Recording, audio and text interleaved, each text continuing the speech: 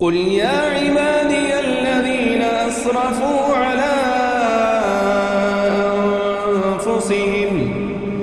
عبادي الذين أسرفوا على أنفسهم لا تقنطوا من رحمة الله إن الله يغفر الذنوب جميعا إنه هو الغفور الرحيم وأنيبوا إلى ربكم وأسلموا له من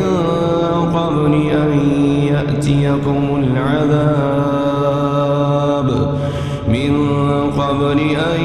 يأتيكم العذاب ثم لا تنصرون واتبعوا أحسن ما أنزل إليكم من ربكم من قبل أن يأتيكم العذاب بغتة وأنتم لا تشعرون أن تقول نفس يا حسرة على ما فرطت في جنب الله وإن كنت لمن الساخرين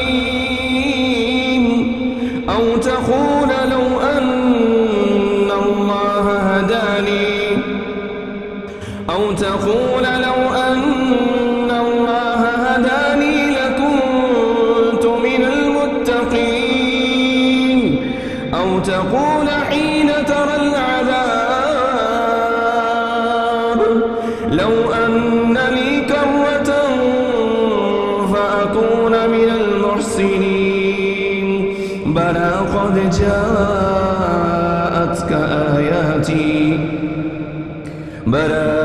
قد جاءتك آياتي فكذبت بها واستكبرت وكنت من الكافرين ويوم القيامة ترى الذين كذبوا على الله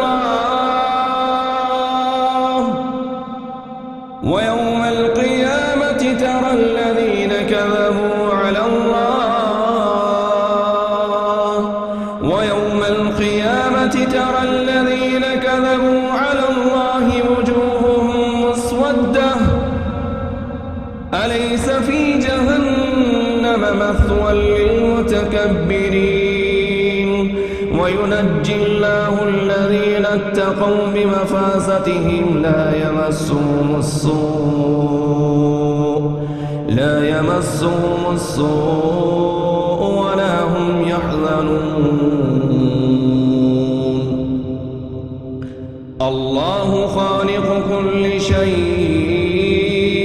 وهو على كل شيء وكيل له مقاليد السماوات والأرض والذين كفروا بآيات الله أولئك هم الخاسرون